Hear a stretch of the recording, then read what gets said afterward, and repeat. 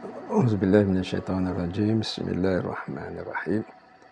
Assalamualaikum warahmatullahi wabarakatuh. Apa khabar semua? Alhamdulillahirabbil alamin. Wassalatu wassalamu ala asyrafil mursalin wa ala alihi wa sahbihi ajma'in. Alhamdulillah, syukur kita kepada Allah Subhanahu wa taala. Sekali lagi Allah Subhanahu wa taala mengizinkan kita untuk kita sama-sama dapat hadir dalam kursus haji kita yang kita adakan pada setiap petang Sabtu dan petang Ahad. Alhamdulillah.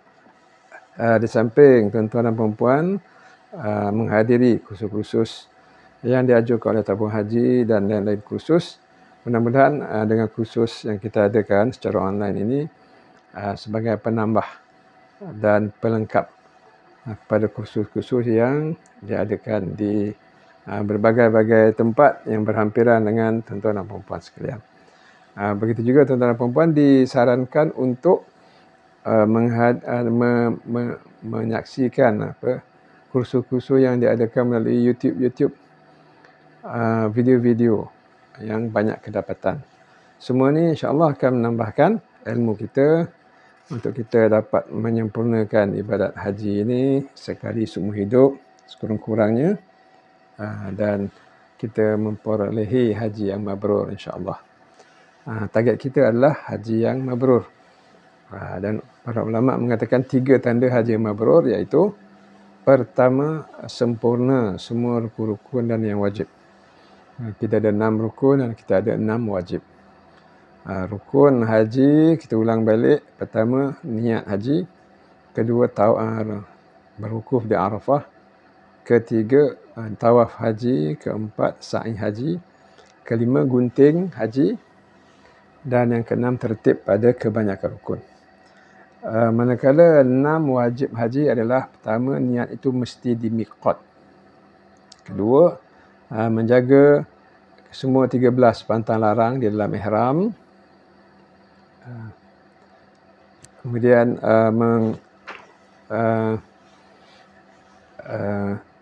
menjaga 13 pantang larang ihram. Kemudian yang ketiga adalah bermalam di Muzdalifah. Keempat, bermalam di Mina. Kelima, melontar jamrah Aqabah 10 hari bulan. Dan yang keenam adalah melontar jamrah Ula Wusta Aqabah pada 11 hari bulan, 12 hari bulan dan 13 hari bulan. Ini di antara tanda haji itu mendapat haji yang mabrur, iaitu sempurna ke semua 6 rukun dan ke semua 6 wajib.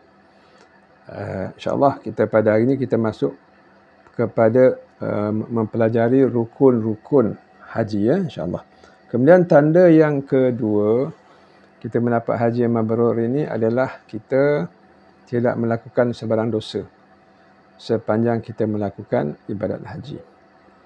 Ini bersandarkan firman Allah Subhanahu wa taala, "Faman farada fihinal hajj fala rafath wala fusuqa wala jidala fil hajj."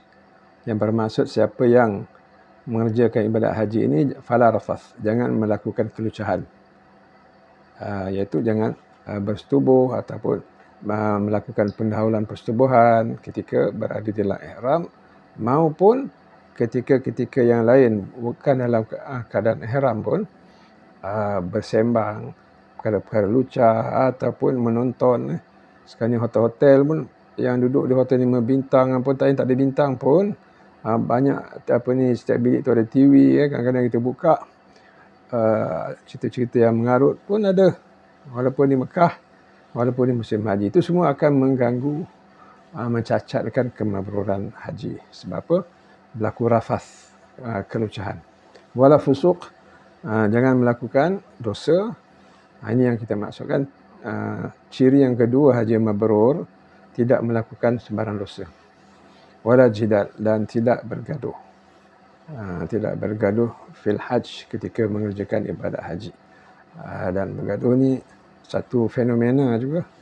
Ini Allah Ta'ala sebut dalam Quran ni, dia akan bakal berlaku kan sepanjang zaman. Sebab Al-Quran ni valid sampai ke akhir hari kiamat. Jadi banyak perkara-perkara yang boleh membawa kepada pergaduhan. Nak lauk tak cukup, kanan tunggu isteri tak datang, janji dekat sini tak datang. Padahal masalah communication, kadang handphone bateri habis, dah janji nak jumpa, seorang isteri kan tunggu 1 jam kat situ, ataupun kawan ditinggalkan kawan dan sebagainya. Semua itu menjadi nak cari sebab sahaja. Akhirnya membawa pergaduhan dan ini menyebabkan cacat kemabruran haji itu. Maksud cacat itu bahasa yang baiklah. Ataupun kalau bahasa yang lebih ini, haji tidak haji yang mabrur. Jadi haji yang sah sahaja yang kita bincang pada minggu-minggu yang lepas. Kita bukan sekadar nak ibadah yang sah sahaja, tapi kita nak ibadah yang diterima oleh Allah Subhanahu wa ta'ala. Kalau kita nak sah saja solat, kita solat sah. Tapi adakah khusyuk? Adakah ikhlas yang diterima oleh Allah? Kita puasa boleh sah, menahan lapar dan dahaga di antara subuh sampai maghrib. Tapi adakah Allah menerima puasa kita? Nasihat ataupun peringatan yang diberi oleh Nabi SAW, man sama Ramadan wa lam yada' qawla zur wal amila bihi falaysa lillahi hajah min an yada'a ta'amahu wa syarabahu. Yang bermaksud, siapa yang berpuasa tapi tidak meninggalkan kata-kata dusta dan beramal dengan kedustaan, maka Allah tidak berhajat dia meninggalkan makanan minumnya. Tak payah makan, tak payah tinggalkan makanan minum. Makanlah, seolah-olah macam tu. Sebab apa? Sebab sedang berpuasa dia melakukan penipuan ataupun memberi saksi palsu dan sebagainya. Begitulah ibadat haji ini bukan sekadar sempurna rukun dan wajib. Tawaf, menangis-nangis, kita berdoa di Arafah dan sebagainya. Tetapi berlaku pergaduhan, berlaku dosa mata, dosa anggota, dosa mulut, dosa lidah dan sebagainya. Berlaku kelucahan dan sebagainya. Jadi kita target, kita nak haji yang mabrur, haji yang sah. Dan haji yang mabrur, laisa lahu jaza' ilal jannah. Tidak ada balasan bagi haji mabrur ini melainkan syurga. Tuan-tuan dan puan-puan yang kasih sekalian, dan ciri yang ketiga haji yang mabrur adalah berlaku perubahan pada diri seseorang. Perubahan macam mana ataupun perubahan bila? Iaitu perubahan sebelum seseorang itu pergi ke Mekah buat haji dengan selepas dia balik ke Malaysia. Selepas dia balik ke tanah air mengerjakan ibadah haji. Ada perubahan pada dirinya. Perubahan macam mana bentuk? Apa sahaja perubahan? Perubahan pada matlamat kehidupan, perubahan kepada akhlak, perubahan kepada ibadah semakin baik, pergaulan semakin baik. Siapa yang cam perubahan ini? Siapa orang yang terdekat? Isterinya ataupun suaminya ataupun anak-anaknya tengok ada perubahan pada ayah dan ibu setelah balik daripada Mekah. Itu maknanya ada tanda haji yang mabrur. Ataupun kawan sepejabat, jiran, saudara mara, orang yang mengenali dengan dekat. Wah, ni lepas balik daripada Mekah ni banyak perubahan nampak. Benar-benar perubahan ke arah lebih baik ini menunjukkan tanda haji itu adalah sebagai haji yang mabrur. Jadi tuan-tuan, kita cuba melengkapkan ilmu kita dalam ibadat ini dalam melalui kursus-kursus yang kita adakan dan juga kursus-kursus yang tuan-tuan dan puan-puan cuba ikhtiarkan melalui YouTube, melalui kursus Sabtu Ahad pagi anjuran tabung haji, melalui kursus-kursus ataupun soal jawab dengan para ustaz-ustazah di surau dan sebagainya. Mudah-mudahan kita memperoleh haji yang mabrur. Dan kita kena ingat bukan sahaja ilmu berkenaan dengan perjalanan haji, tetapi juga ilmu-ilmu lain yang berkaitan dengan akhlak, pergaulan, matlamat hidup, akidah dan sebagainya. Sebelum kita masuk kepada tajuk pada petang ini, iaitu tajuk kita telah masuk tuan-tuan pada tajuk ataupun siri yang kedua ini akan masuk kepada rukun-rukun haji. Rukun haji ada 6, kita akan masuk 3 yang pertama pada petang ini. Iaitu niat, kemudian wukuf, kemudian tawaf. 3. Saya nak ingatkan satu lagi, iaitu tema haji. Ini kita sudah sentuh banyak kali. Tema haji kita adalah tema haji tak berubah sepanjang zaman. Kalau hari kebangsaan, tahun ni ada tema yang ni, tahun depan ada tema lain. Kalau ada 10 hari kebangsaan, ada 10 tema. Tapi kalau ibadat haji dan ibadat umrah ini, dia ada satu tema sahaja. Apa dia tema dia? Lihat daripada talbiyah kita. Labbaik Allahumma labbaik. Labbaik la syarika laka labbaik. Labbaik Allahumma labbaik ni maknanya, ya Allah kami datang ke Mekah menyahut panggilanmu. Kemudian labbaika, ya Allah kami datang. Labbaika ni mana kami datang menyahut panggilan. Allah panggil, kemudian kita datang, itu dipanggil labbaik. Kalau orang Melayu panggil atan, dia cakap ya mak, ya tu na'am, ya na'am. Tapi kalau atan, mari sini. Kalau mak kata atan mari sini, atan dia tak jawab na'am, tak jawab ya, sebab mak ni panggil, bukan mak dia panggil nama dia. Ni mak dia panggil datang. Atan akan jawab labbaika ya umi. Baik mak, atan datang. Labbaik ni datang menyahut panggilan, menjawab panggilan dengan datang. Jadi bila kita kata labbaik Allahumma labbaik, ya Allah kami menyahut panggilanmu dan kami datang. Labbaik la syarika laka labbaik, ya Allah kami menyahut panggilanmu dan kami datang ke Mekah. La syarika laka labbaik, tidak ada syirik bagimu. Itu tema dia. Kami datang dalam keadaan kamu tidak ada sebarang yang kami syirikkan. Perkataan syirik ini sangat penting. Kita harap tuan-tuan persediaan ke Mekah bagi yang akan berlepas bulan 4 nanti, tak lama dah ya, dalam 6 bulan sahaja lagi ataupun 5 bulan sahaja lagi, pergi hadiri kelas-kelas tauhid, kelas-kelas akidah kat surau-surau. Sebab dia tema kepada ibadat haji. Sebab ramai yang pergi ya, takut masih belum clear apakah yang dimaksudkan dengan tauhid, apakah yang dimaksudkan dengan syirik. Tauhid lawan pada syirik. Tauhid ni 1, syirik ini 2, 3, 4, 5. Tauhid bukan makna satu, maknanya mengsatukan Allah. Kalau satu wahid, kalau tauhid mengsatukan Allah. Apa maksud mengsatukan Allah? Maknanya manusia yang ramai 8 bilion ni depan keliling kelalang kita ni, mereka di samping Allah Ta'ala, mereka ada sembahan lain. Mereka ada sembahan lain. Sembahan yang biasa kita tengok, sembahan patung berhala. Ya, kita sembah Allah, tapi ada manusia lain sembah patung berhala lain. Jadi Allah tidak tunggal dalam sembahan. Ada sembahan-sembahan lain. Itu syirik.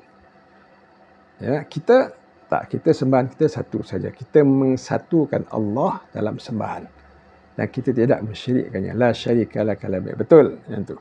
Tetapi nak terang sini, perkara yang disembah ini sebenarnya banyak.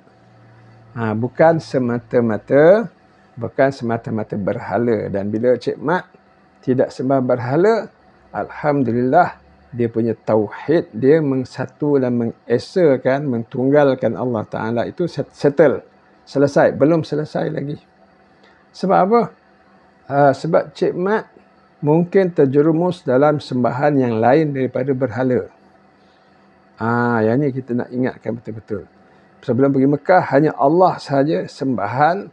Tapi sembahan itu kita kena clear, bukan semata-mata berhala. Sebagai contoh firman Allah Subhanahu Wa Taala, "Afara'aita man ittakhadha ilahahu hawa."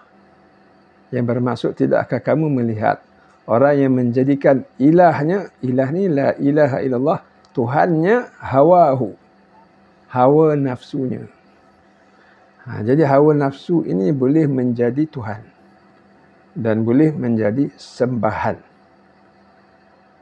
Jadi Cik Mat ke, Cik Karim ke, Dia tidak menyembah berhala, selesai satu kesyirikan yang dia tidak lakukan. Tapi persoalannya, adakah dia menyembah nafsunya? Perbahasan tentang nafsu ni pun banyak ya. Itu tak dapat kita settlekan di sini. Mudah-mudahan ada masa kita akan huraikan, ataupun tuan-tuan boleh kita carilah satu masa yang kita akan jelaskan sejelas-jelasnya makna nafsu tersebut. Sebab nafsu ni bukan sekadar nafsu serakah. Orang terbayang orang Melayu ni kalau sebut nafsu ni, nafsu serakah, nafsu seks, nafsu makan, minum kan. Tak semesti. Seorang tu mungkin dia elok je, tak ada apa-apa pun, tak ada serakah apa pun kan. Tapi dia mentaati sesuatu yang bertentangan dengan wahyu Allah. Al-Quran, sepatutnya dia taat pada Quran, mengikut Al-Quran, tapi dia mengikuti yang berlain daripada Quran. Quran itu wahyu. Tapi sekiranya ada lain daripada wahyu yang bertentangan dengan wahyu, itu nafsu. Jadi selain daripada wahyu ataupun yang selari dengan wahyu, sebenarnya adalah nafsu.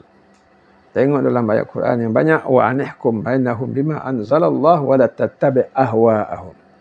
Dan ikutlah apa saja yang diturunkan Allah Taala dalam Quran, wa la tattabi' ahwa'ahum. Jangan kamu ikut hawa nafsu mereka. Jadi sebenarnya kalau tidak mentaati Quran ataupun apa sahaja yang selari dengan Quran dan mentaati dan mematuhi perkara-perkara atau peraturan-peraturan yang bertentangan dengan Quran, itu namanya telah mentaati nafsu. Dan sebagainya. Perbahasan tauhid dan akidah ni panjang. Kita nasihatkan tuan-tuan dan perempuan segera menghadiri kelas-kelas tauhid akidah untuk lebih jelas lagi. Sebab apa? Sebab tauhid adalah tema resmi dan tetap bagi jemaah haji. Itu dia. Labbaik Allahumma labbaik, labbaik la syarika laka labbaik. Ya Allah, kami datang menyahut seruanmu dan kami bergerak ke Mekah, tidak ada syirik bagimu. Cuba tengok, innal hamda, sesungguhnya segala pujian, wa ni'mata, dan segala nikmat, laka wal mulk, adalah milik kamu, dan tidak ketinggalan juga kerajaan dan pemerintahan dan undang-undang. Semuanya adalah milik engkau. Engkau yang menentukan. Tidak ada manusia yang boleh menentukan selain daripada apa yang telah engkau tentukan. Sekiranya ada manusia yang menentukan berbeza dan berlawanan dengan apa yang telah engkau tentukan dan kami mematuhinya, tidak bermakna kami mematuhi ataupun mentauhidkan kamu.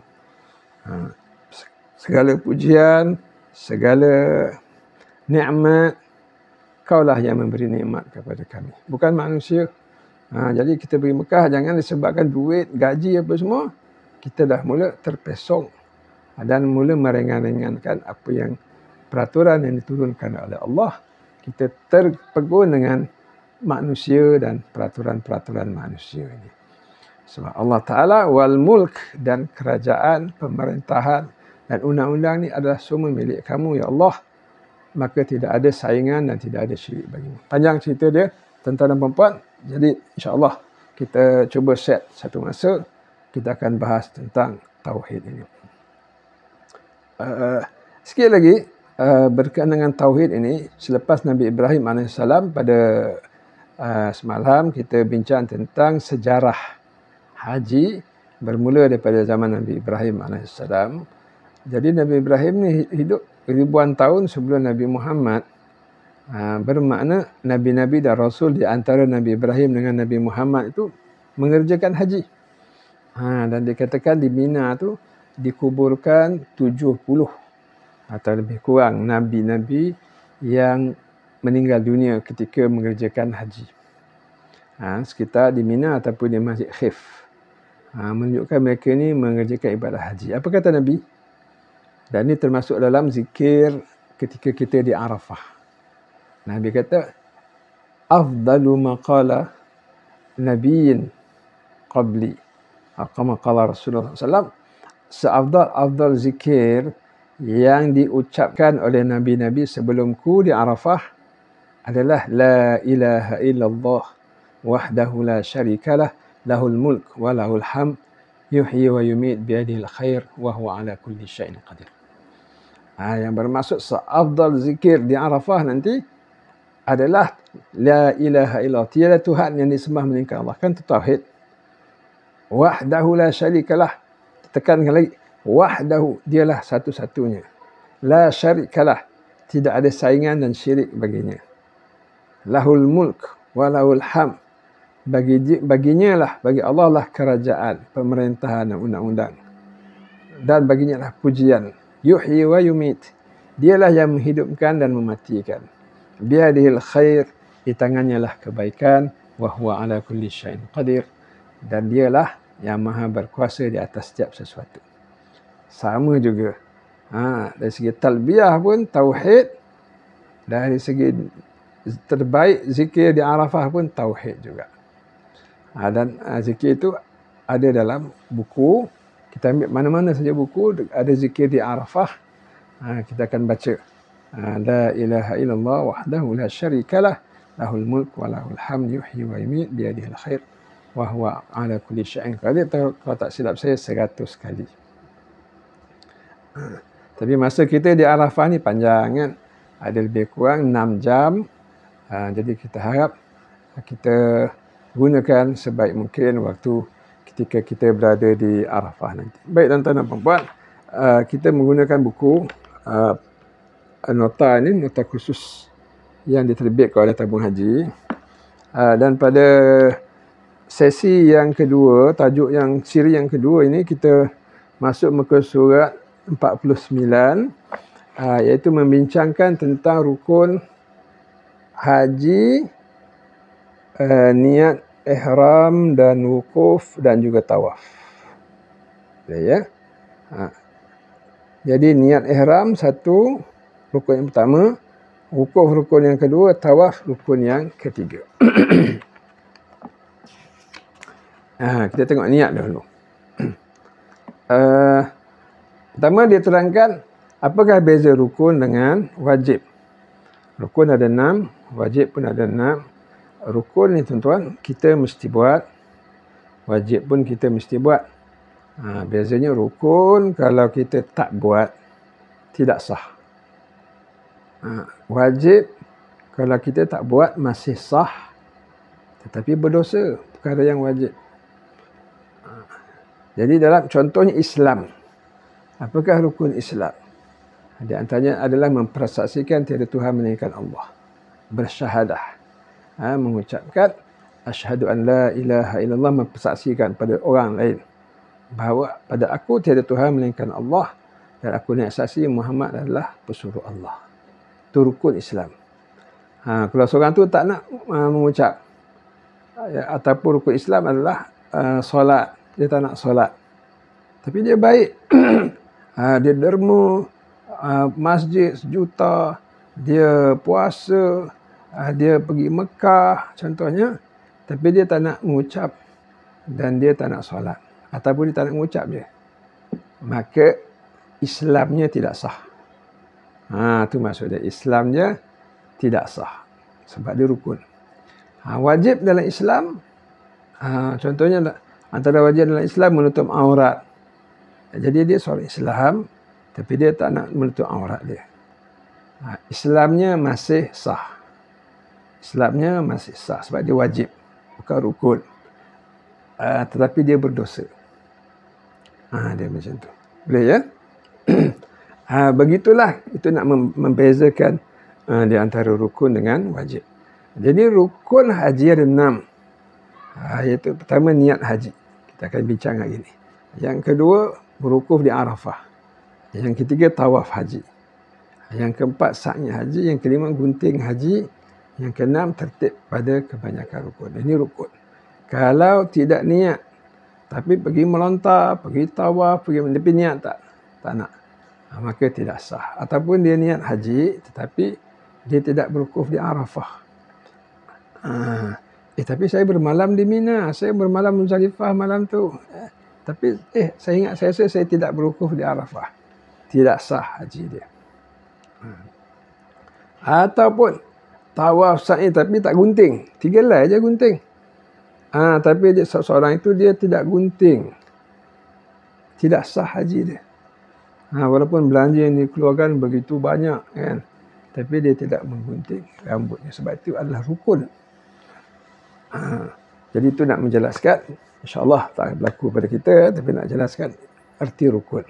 Manakala wajib, niat tu mesti di miqat. Jika seseorang tu niat tapi bukan di miqat, hajinya atau umrahnya masih sah. Tapi dia tak berniat di miqat, sekiranya sengaja tak niat berdosa. Kalau tak sengaja tidak mengapa. Sebab samalah dalam wajib dalam Islam. Kalau tak buat tak sengaja, terbuat tak sengaja tidak berdosa. Yang berdosa ini adalah sengaja. Tapi dalam haji ataupun umrah tidak berniat di miqat, Allah tak sengaja. Terniat kat Mekah contohnya kan. Tidak berdosa sebab tak sengaja. Tetapi kena bayar dam.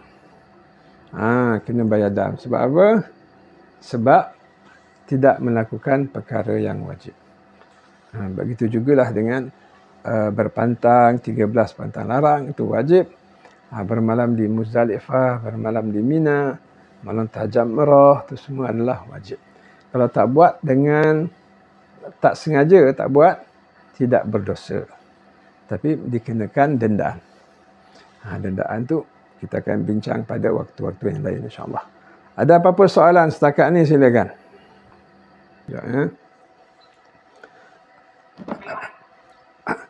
Okey. Contohnya Mekah kat sini, dekat mikrofon ni peta. Ada miqat Qanu Manazil sini. Yalamlam sini. Madinah di Bir Ali sini. Qanu Manazil sini ataupun Zatul Irkid. Jadi kapal terbang yang terbang mesti niat sebelum sampai Mekah mikrofon dekat tepi ni. Ataupun orang datang arah sini mesti niat sebelum lalu sini, ataupun orang datang pada arah sini mesti niat sebelum sini. Jadi miqat yang berada di keliling Mekah tidak boleh berniat melepasi miqat yang telah ditentukan. Ini bermakna kalau datang daripada Malaysia mesti niat di atas pesawat 1 jam sebelum mendarat di airport. Macam tu, niat di dalam pesawat. Tapi seorang tu tiba-tiba dah mendarat di Jeddah dah. Alamak, aku tertidur lah. Dia tidak berniat di miqat, maka dia kena berniat di Jeddah. Sebabkan niat itu rukun, maka sahlah hajinya. Tapi niatnya bukan di miqat, di dalam kapal terbang. Tapi dia kena bayar seekor kambing. Itu contoh dia. Boleh ya? Habis kita terus masuk tuan-tuan, niat ya. Niat haji. Niat haji ni mudah sahaja. Dia satu rukun. Besar tu rukun. Tak buat tak sah kan? Tetapi dia sangat mudah. Sangat mudah. Tak sampai pun 1 minit. Apa dia niat haji? Iaitu bunyinya nawaitul hajja wa ahramtu bihi lillahi ta'ala. Yang bermaksud sengaja aku mengerjakan haji. Aku berihram kerananya kerana Allah Ta'ala. Itu sahaja. Sengaja aku mengerjakan haji. Aku berihram kerananya kerana Allah Ta'ala. Dalam bahasa Arabnya nawaitul hajja wa haramtu bihi lillahi ta'ala. Baik, dia ada dalam buku. Tuan-tuan akan tengok mana-mana buku pun ada. Pastikan di muka surat itu kita lipat elok-elok. Lipat elok-elok. Sebab apa? Sampai di miqat nanti kita akan buka buku tu. Dan kita akan niat. Jadi buku ni macam-macam lah tuan-tuan. Sekejap ya, saya pergi ambil salah satu daripada contoh buku yang gantung. Saya percaya sebahagian tuan-tuan ada yang memilikinya.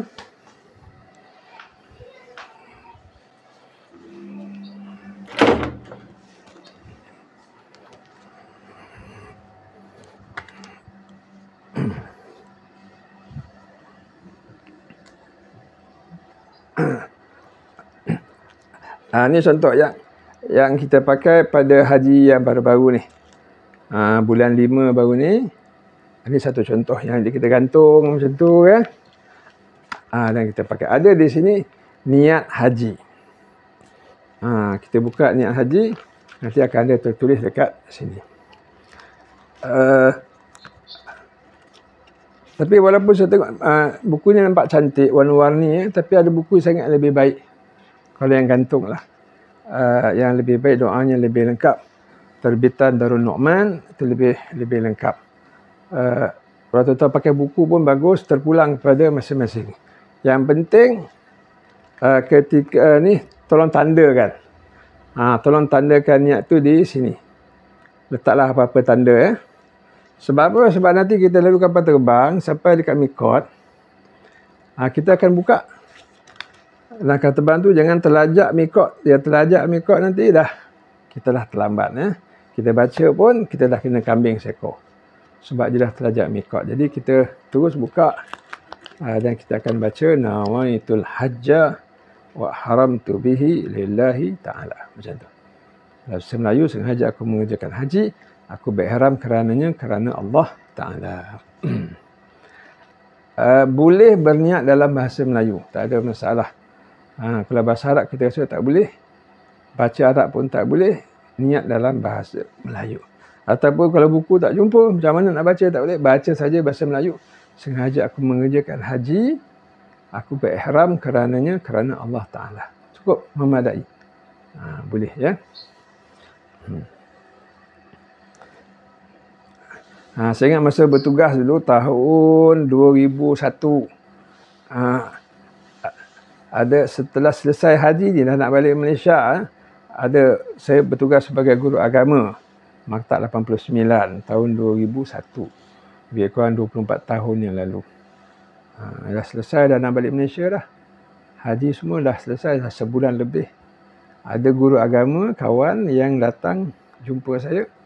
Dia kata, rombongan dia ada masalah sikit. Ada seorang pakcik ke makcik, saya tak ingat.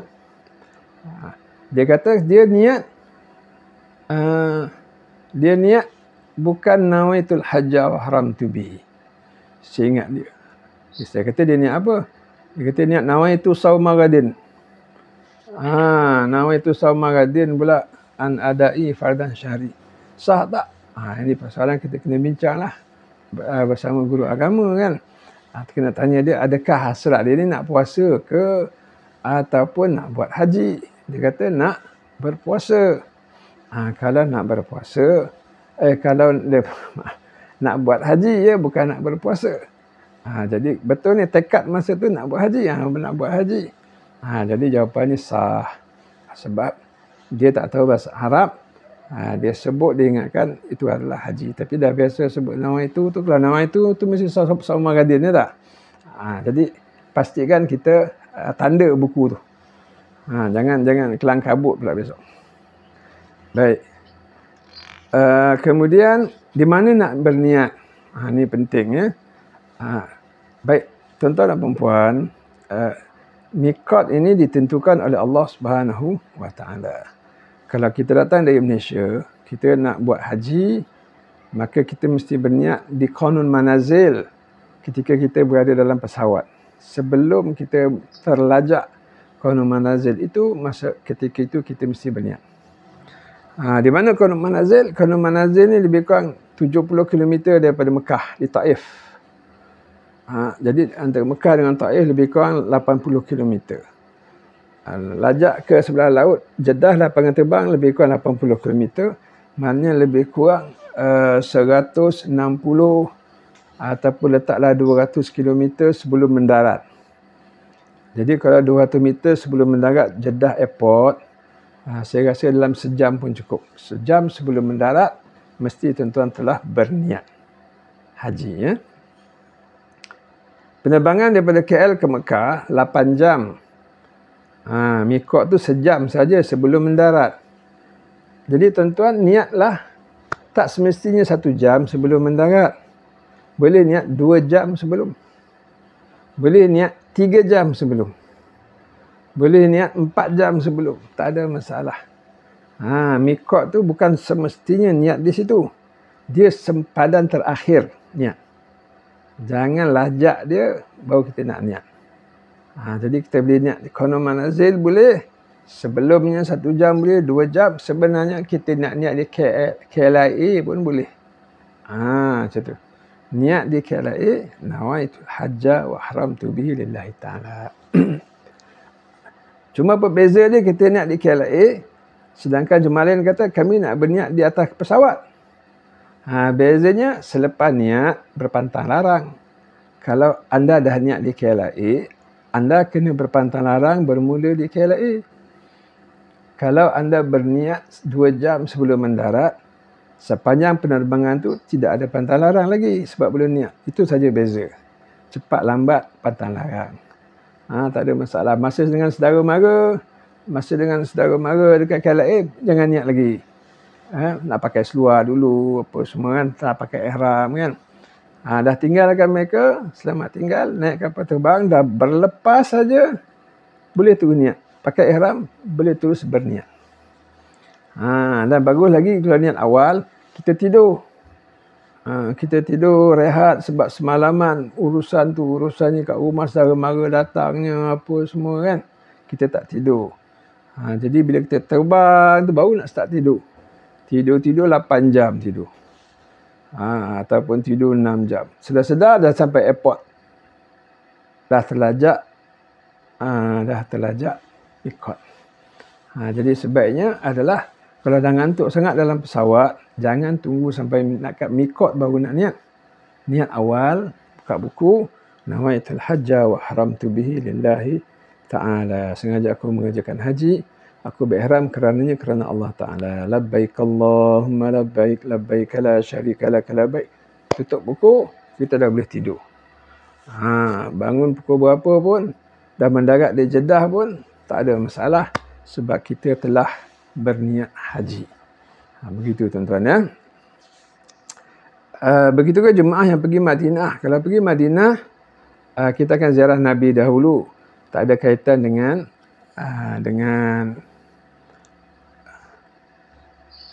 tak ada kaitan dengan ibadat haji sebab kita ziarah Nabi. Tapi selepas 5 hari di Madinah, kita nak bergerak ke Mekah, barulah kita berniat. Di mana? Di Bir Ali. Maka mikot kita di Bir Ali. Macam tu. Kemudian, ini kita menceritakan orang masuk Mekah dengan mengerjakan haji. Tetapi tuan-tuan dan perempuan, 80% atau 90% daripada kita masuk Mekah sebenarnya kita mengerjakan umrah. Itu namanya tamattu'.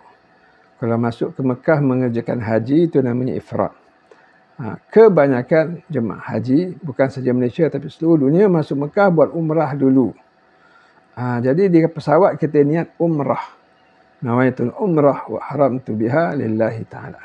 Sengaja aku buat umrah, aku berihram kerana Allah Ta'ala. Yang datang daripada Madinah pun buat umrah dulu. Sebab apa? Bila buat umrah, hari pertama selesai umrah, kita dah boleh pakai seluar balik. Walaupun kita berada dekat Mekah. Baik, siapa yang buat umrah, masuk Mekah, dah selesai umrah, pakai biasa, tidak ada pantang larang. Bila kita nak niat haji, kita nak haji sebelum pergi Arafah. Arafah tu 9 hari bulan Zulhijjah. Kita akan berniat pada 8 hari bulan. Ketika itulah kita berniat haji. Kalau begitu, di mana mikotnya? Dekat pesawat ke, dekat Madinah ke, kita takkan patah balik naik pesawat nak niat. Kita takkan patah balik ke Madinah untuk niat. Tempat mikot kita, setelah kita berada di Mekah, hari itu dah buat umrah, kali ini nak niat haji, mikotnya adalah di mana-mana di Tanah Haram Mekah. Tanah Haram Mekah ni sebesar satu daerah di Malaysia. Arah sana sepadan 20 km. Arah sini sepadan 10 km. Lebih kurang besar satu daerah, termasuklah Masjidil Haram, termasuklah hotel kita. Maka kita boleh berniat di hotel kita. Atau di mana-mana sahaja di Masjidil Haram dan sebagainya. Itu mikat bagi penduduk Mekah dan bagi orang luar yang telah mengerjakan ibadat umrah. Baik tuan-tuan. Kita tangguh dulu niat bersyarat dan sebagainya. kita masuk kepada tawaf. Ini kepada wukuf dahulu. Wukuf di Arafah. Sebab masa tidak mengizinkan. Ya, silakan. Orang Malaysia 90% akan buat umrah dulu. Orang seluruh dunia pun 90% akan buat umrah dulu. Soalannya macam mana saya tahu kan? Orang ramai. 2 juta orang. Ya. Betul. Kita akan niat umrah dahulu. Betul. Kemudian orang tanya, macam mana Ustaz tahu? Ya. Macam mana kita tahu orang buat umrah dahulu daripada buat haji? Ya? Jawapannya senang sangat. Iaitu kita sampai Mekah musim haji, kita tengok 80%, 90% orang pakai seluar. Orang tak pakai kain ihram, pakai seluar. Ini maknanya dia buat umrah dahulu. Dia orang masuk Mekah, buat umrah. Lepas selesai umrah, tidak ada pantang larang. Pakai seluar. Bila kita tengok dekat jalan raya tu, kebanyakan orang pakai seluar. Pakai baju biasa, orang lelaki lah. Menunjukkan mereka buat umrah dahulu. Tapi ada orang yang masuk ke Mekah daripada Malaysia, dia nak niat haji juga. Silakan, tak ada masalah. Dia niat sahaja haji daripada kapal terbang. Hari dia sampai Mekah, dia buat haji. Dia tunggu hari Arafah tu. Dia tunggu hari Arafah 8 Zulhijjah, 9 Zulhijjah. 3 minggu lah dia pakai ihram. Itu beza dia. Bagi jemaah haji di Malaysia, kita dah sampai di KLIA, saudara mara hantar kita, anak-anak hantar kita. Kita tengok surat tu ke Madinah dulu. Bila ke Madinah ni kita ziarah, tidak ada kena-mengena dengan ihram. Jangan pula pakai ihram pula. Pergi Madinah ziarah macam biasa. Macam pergi KL. Sebab Madinah tidak ada haji ataupun umrah. Hanya ziarah. Selepas 4-5 hari, 6 hari di Madinah, hari nak ke Mekah, masa tu kita bersiap pakai ihram. Dan niat kita di mana? Di Bir Ali. Betul, macam tu. Di Bir Ali kita pilih. Nak buat umrah dulu ke nak buat haji dulu? Siapa buat umrah dulu namanya tamattu'. Siapa buat haji dulu namanya ifrad. Siapa buat umrah dulu sampai Mekah, tawaf, sa'i, gunting, selesai. Pakai seluar. Siapa buat haji dulu, niat haji. Sampai di Mekah, terus dalam ihram sampai hari Arafah. 2 minggu lah. 3 minggu lah. Macam tu. Betul. Baiklah sampai Mekah, kita dah menunggu 2 minggu, 3 minggu, ada yang seminggu, tibalah hari Arafah. Kita masuk tajuk yang kedua. Rukun yang kedua adalah berwukuf di Arafah. Baik tuan-tuan. Arafah ni satu padang di Mekah. Ada keluasan dia, ada sempadan dia. Dan hari ini sempadannya ditunjukkan Mekah ni Arafah saksya dengan signboard papan tanda berwarna kuning.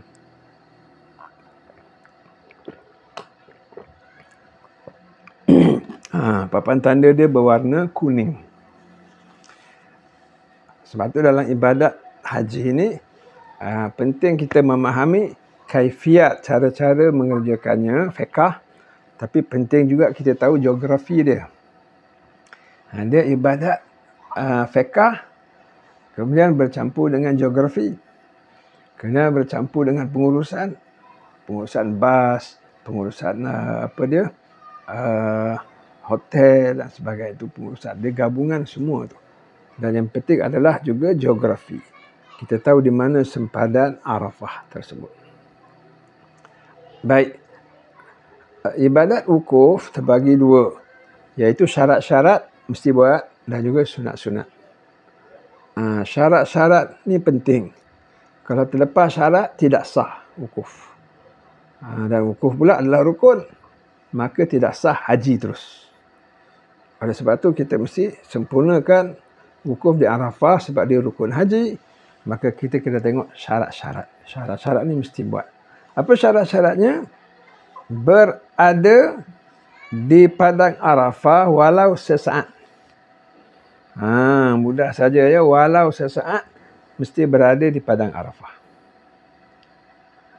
Soalannya sesaat itu bila? Jawapannya sesaat itu di antara zuhur 9 hari bulan sehinggalah azan subuh Aidil Adha. Aidil Adha ni 10 hari bulan. Jadi mesti berada dalam padang Arafah di antara zuhur 9 hari bulan sehinggalah azan subuh 10 hari bulan Aidil Adha. Julat masa tu saya kira lebih kurang 16 jam. Daripada zuhur sampai subuh. Lebih kurang 16 jam. Tidak perlu kita berada 16 jam. Memadai kita berada sesaat sahaja. Itu sahaja syarat dia. Berada di Muzdalifah, di Arafah, walau sesaat. Sesaat itu mesti di antara zuhur 9 hari bulan sehinggalah subuh 10 hari bulan. Hari Raya Aidil Adha. Baik, kita ni ibadat ni sekali seumur hidup. Maka kita bukan sekadar nak yang syarat sahaja. Kita nak juga yang sunat-sunat. Sunat-sunat ni yang banyak ya. Sunat-sunat ni yang banyak. Jadi kita tengok apakah sunat-sunat Arafah. Baik, sunat Arafah ni banyak tuan-tuan. Pertama, kita mandi sunat di Arafah. Kalau dapat cari tanda semua mandi, alhamdulillah. Tapi kat sana tu orang akan beratur banyak. Kemudian sentiasa dalam keadaan wuduk. Sentiasa menghadap ke arah kiblat. Kemudian bila masuk zuhur, membaca khutbah bagi orang yang membaca khutbah. Bagi yang tak baca khutbah, mendengar khutbah. Sunat hukum dia. Kemudian solat zuhur dan asar, jamak qasar pada mazhab selain Syafi'i. Sebab Nabi solat zuhur dan solat asar 2 rakaat. Manakala kita mazhab Syafi'i, kita akan solat zuhur dan asar 4 rakaat. Pernah juga bila saya bertugas tidak dijamakkan. Zuhur solat 4 rakaat, asar nanti solat 4 rakaat. Ada tahun di mana tabung haji buat keputusan solat zuhur 4, solat asar 4 dan sebagainya. Jadi macam mana pun keputusan, kita serahkan kepada guru agama ketika kita berada di Arafah. Kita kata, Ustaz, macam mana nanti? Zuhur nanti kita solat 4 ke 2? Kita solat zuhur dengan asar ke solat zuhur saja? Semua keputusan akan diberikan ketika kita berada di Arafah nanti. Ya, kita ikut sahaja. Kemudian sunat yang sangat mengikut mazhab lain boleh jamak. Tak silap saya, tabung haji pun akhir-akhir ini membolehkan jamak. Betul. Kemudian sunat lagi, ini sangat penting, iaitu berdoa. Sebab doa di Arafah ni sangat-sangat mustajab. Allah Subhanahu Wa Taala berbangga dengan para jemaah haji, berbangga di depan para malaikat. Allah kata, unzur ila ibadi asy'ara akbara. Lihatlah kepada hamba-hambaku di padang Arafah. Mereka tu dalam keadaan berdebu dan kusut masai. Padang pasirnya apa semua kan. Lebih-lebih lagi lah dulu padang pasir apa semua. Tapi sekarang ni Arafah makin lama makin moden. Makin lama sekarang ni dah ada bilik, aircon, makan buffet apa semua. Itu dah zaman sekarang. Tapi macam kami ni masih rasa lagi dulu.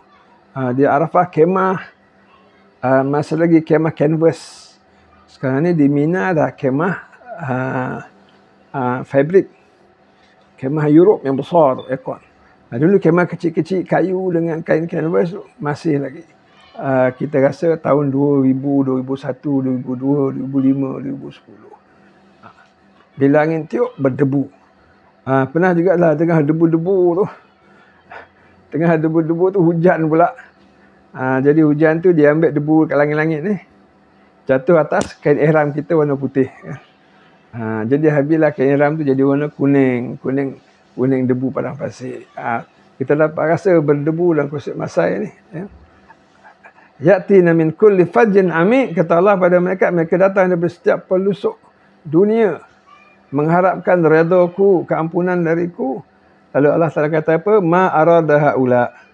Mereka nak apa? Apakah yang mereka doa? Mereka nak apa daripada aku? Jadi Allah Ta'ala bersedia untuk mengkabulkan permintaan orang-orang yang berwukuf di Arafah.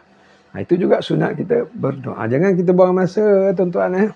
Kita berada di Arafah. Kita berada tu 6 jam. Kita berada, kalau urusan tabung haji, bukan pergi 6 jam. Sebab kita akan pergi sebelum 9 hari bulan. 8 hari bulan kita dah pergi. Walaupun belum hari Arafah.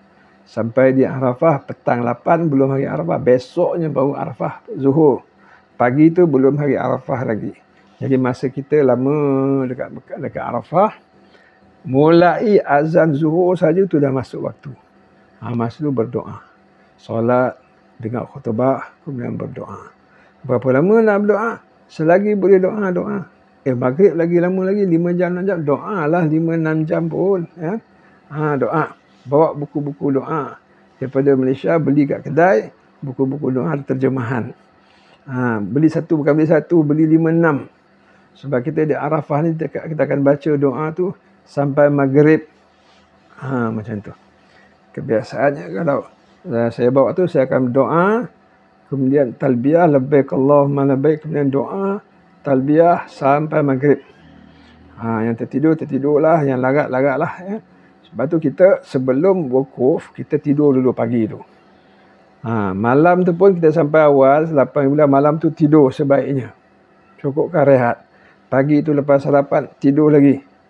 Ya, sebab apa kita nak ready daripada zuhur sampai maghrib, nak berdoa kepada Allah Subhanahu wa Ta'ala. Jadi pastikan bawa doa secukupnya.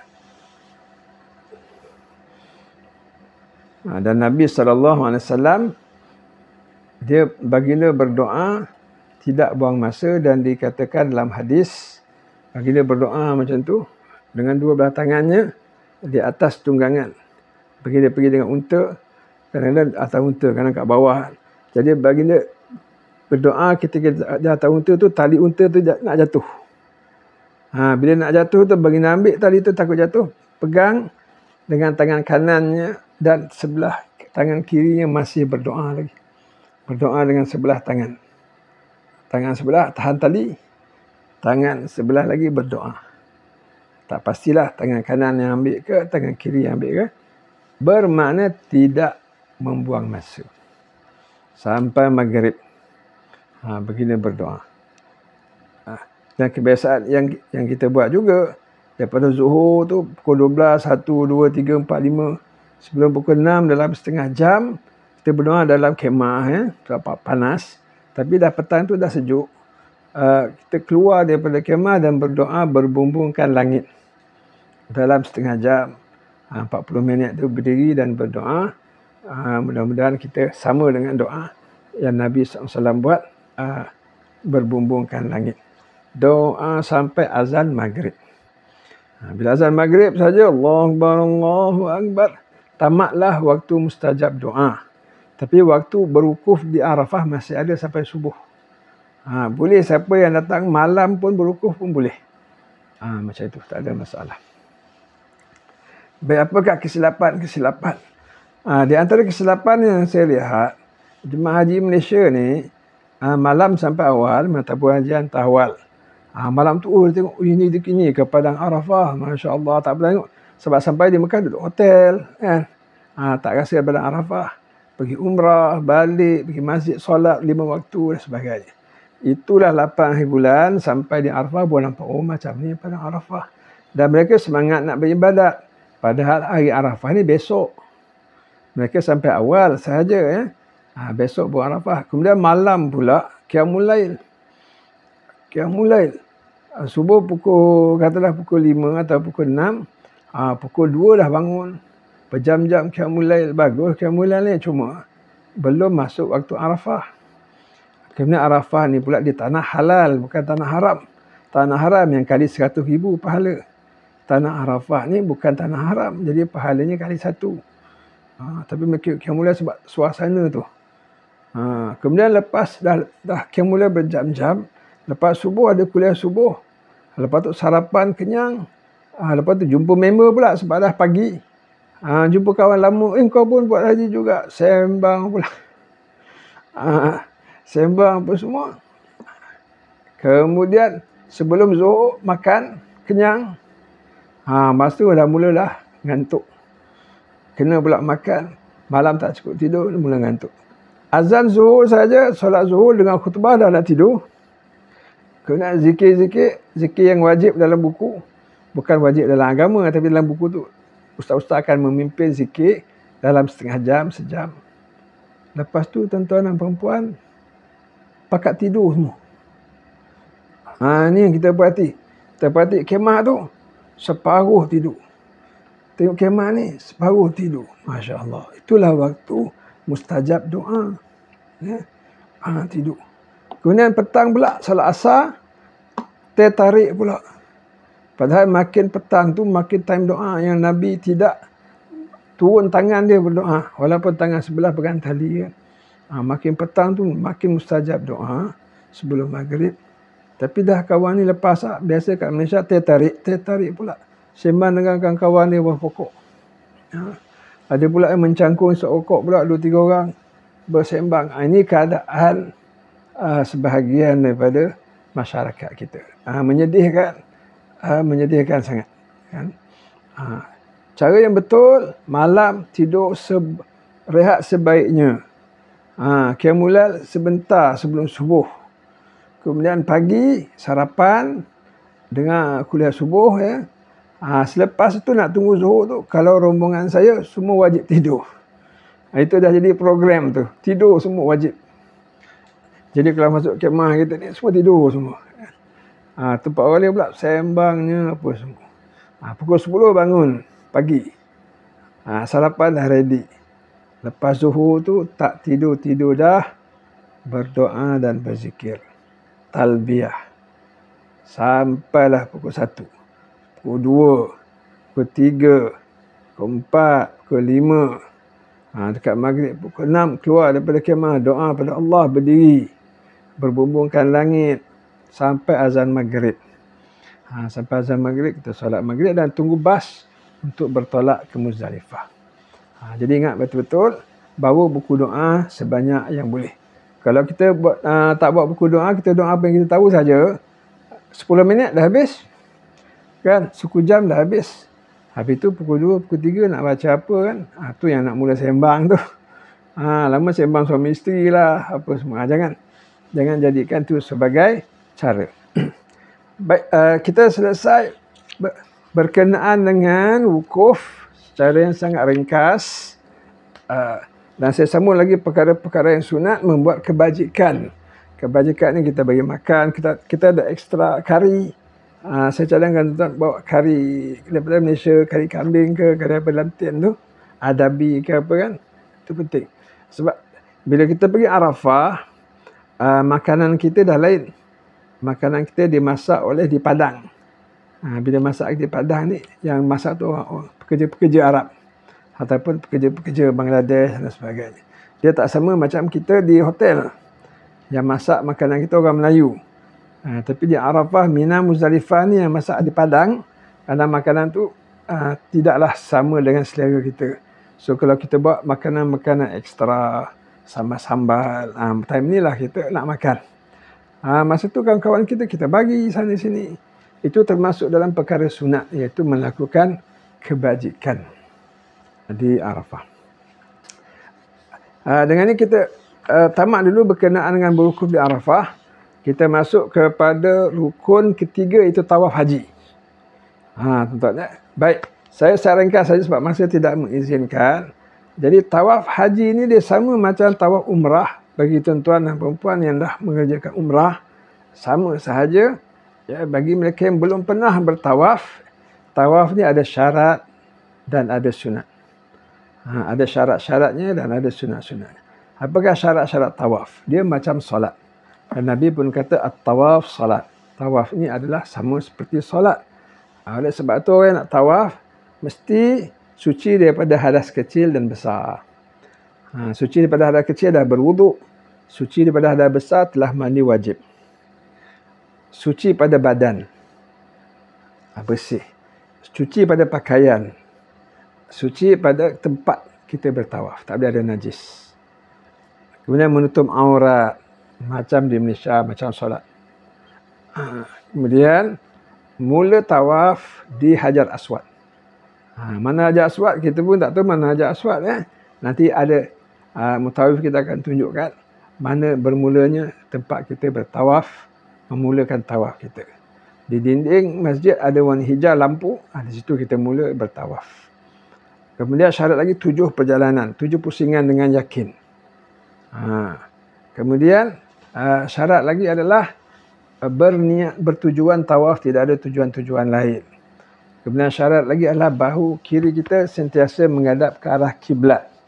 Macam tu. Jangan kita banyak berpaling. Sikit-sikit tak apa. Kalau tak sengaja orang tolak pun tidak mengapa. Kemudian menutup aurat. Seperti mana dalam solat. Demikian tadi tuan-tuan dan perempuan syarat. Ya, sebut secara ringkas, insya-Allah kita boleh tengok dalam buku. Apakah sunat-sunat pula? Sunat-sunat kita ketika tawaf, pertamanya kita beristilam ataupun kita bertakbir di penjuru permulaan, penjuru Hajar Aswad dan penjuru yang keempat terakhir. Kita akan bertakbir dan mengangkat tangan, Bismillah, Allahu Akbar, kita kucuk. Bismillah, Allahu Akbar, kita kucuk. Di mana bucu pertama dan bucu keempat. Kemudian mengucup Hajar Aswad, kalau kita dapatlah, kebiasaannya kita tak dapat, ya, sebab manusia terlalu ramai. Kemudian kalau lelaki, kalau pakai pakaian ihram, membuka bahu kanan.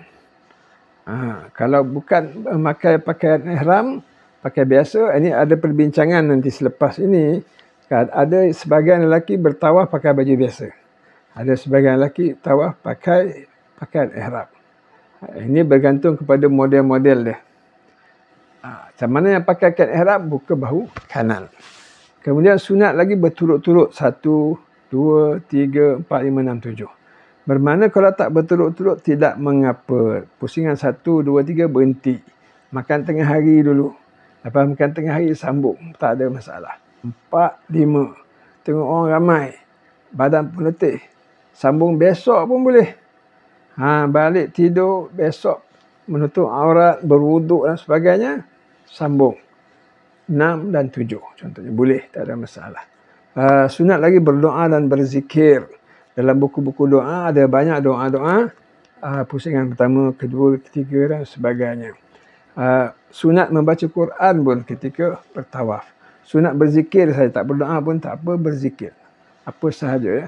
Khusyuk dan tawaduk sunat.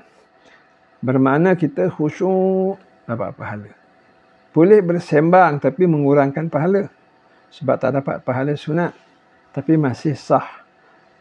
Kemudian kita habis daripada tawaf, sunat kita berdoa, kemudian sunat kita solat 2 rakaat yang dinamakan solat sunat tawaf. Kemudian sunat lagi untuk solat sunat itu bersolat di belakang makam Ibrahim. Ada makam Ibrahim depan Kaabah, kita solat di belakang dia. Seperti mana firman Allah Ta'ala, وَاتَّخِذُوا min maqami Ibrahim musalla. Jadikanlah di belakang makam Ibrahim itu sebagai tempat solat kamu. Sebenarnya bukan ketika tawaf sahaja. Ketika selepas tawaf sahaja. Pada bila-bila masa waktu solat, tuan-tuan berada di Masjidil Haram, tempat yang paling strategik, yang paling afdal untuk seseorang itu solat adalah di belakang makam Ibrahim. Berdasarkan firman Allah Ta'ala yang dibacakan sebentar tadi. Jadi itu secara ringkas insya-Allah berkenaan dengan tawaf haji. Ada syarat lagi. Bila orang tanya bila kita nak tawaf haji? Tawaf ni ada tawaf sunat, bila-bila pun boleh tawaf. Tawaf selamat datang ni kita datang Mekah, kita tawaf selamat datang, ya. Kita nak balik Malaysia, kita nak solat kita tawaf dulu, tawaf selamat tinggal, tawaf wada'. Persoalannya bila kita nak tawaf haji? Jawapannya tawaf haji ini bermula tengah malam Aidil Adha. Tengah malam Aidil Adha. 9 hari bulan Zulhijjah, malam 10 Zulhijjah. Lepas tengah malam, anggaran lebih kurang pukul 12 tengah malam tu, besoknya raya kan, adik-adik, bermulalah waktu tawaf haji. Dan sebenarnya tengah malam itu bukan sahaja bermulanya tawaf haji. Malam itu jugalah bermulanya bermalam di Muzdalifah. Tengah malam itu jugalah bermulanya bergunting rambut haji. Malam itu jugalah bermulanya melontar jamrah Aqabah. Ini kita akan tengok dalam kursus-kursus yang akan datang, insyaAllah.